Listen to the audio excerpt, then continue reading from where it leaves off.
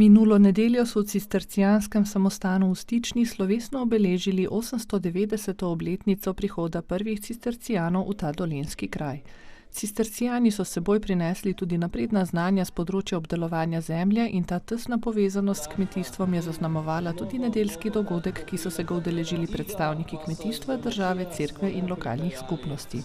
Beseda pa je posledično nanesla tudi na hudo sušo, ki v zadnjih tednih pesti slovenske kmete. Mi imamo 27 hektarjev zemlje obdelane, 6 hektarjev koruze se nam tamle suši, tako da smo z vami, vas razumemo. Škoda je velika, tudi pri nas in bomo najboljših kot občina po najboljših močeh skušali poskrbeti, da se ta omili.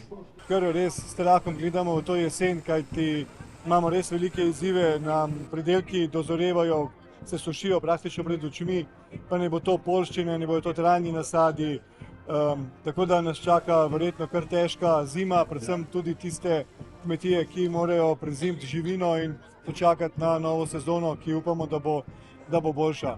Prvi pogovori o blažitvi posledic so že stekli. Torej, tukaj pričakujemo neke realne ukrepe. Moram reči, da že tečejo prvi pogovori tudi s finančnim ministrstvom, z vlado, s predsednikom vlade. O različnih tipih pomočeh nismo še čist dokončno dorekli, ampak razmišljanja grejo tako v smeri ali finančne podpore ali morda celo nekega nakupa krme, ki bi jo potem lahko po običajnih cenah, ne pa po jasno prekupčevalskih cenah, kmetje lahko potem kupovali oziroma jo namenili za kmetije. Glede na to, da v realnosti ob tej situaciji bo pomoč Evropske unije, Evropske komisije, ki je namenjena blaženju draginje energentov in draginje gnojil, prišla v tem času, iščemo poti, da bomo dodali čim več sredstev, nacionalnih sredstev tudi k temu, da bomo pomagali na nek način blažiti tudi posledice suše. Na drugi strani smo pospešili izplačevanje posledic suše, pozebe za lansko leto. Kaj v tem trenutku povzroča največ skrbi? Največji strah vseh nas je, da bomo tudi, ko pogledamo sosednje države, se to že dogaja tudi v naši soseščini, torej da bodo kmetje začeli prodajati osnovno čredo, ker pa je velika nevarnost, kajti osnovne črede se ne da kar čez noč nadomeščati, ker pomeni imamo lahko kar dolgoročne negativne posledice.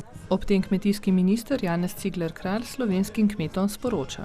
Tudi v tem času bomo pomagali, bomo ostali ob strani, ne bodo ostali sami.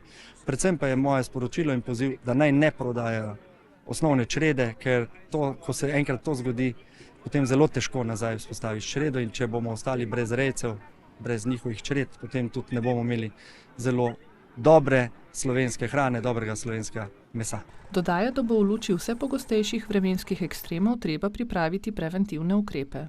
Brez senčenja, brez namakanja, namakalnih sistemov, pač v tej realnosti, ki jo imamo meteorološki ali pa agrometeorološki realnosti, pač ne bomo več mogli pripraviti slovenske domače hrane. To je pa ključna postavka naše suverenosti. Po slovesni maši, ki jo je v samostanski cerkvi daroval apostolski nuncij v Sloveniji monsignor Luigi Bianco, je v luči dejstva, da je kmalu po prihodu cistercijanov prav v Stični zabeležena prva uporaba kovinskega pluga v slovenski zemlji, sledilo tudi tekmovanje v oranju. In tudi tu je bilo moč videti hudo pomanjkanje dežja v zadnjih tednih.